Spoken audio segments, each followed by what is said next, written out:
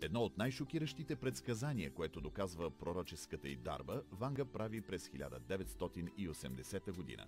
Тогава тя казва буквално следното: в края на август 1999 или 2000 година Курск ще се озове под водата и целият свят ще го оплаква.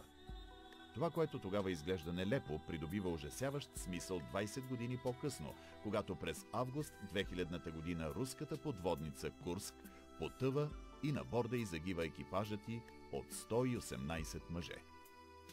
През 1989 година Ванга казва: страх, страх! Американските братя ще паднат накълвани от птици железни. Вълци ще вият в гората и невинна кръв ще се пролее като река. На 11 септември 2001 година самолети, похитени от терористи, се врязват в колите близнаци на Световния търговски център в Ню Йорк. Загиват почти 3000 души.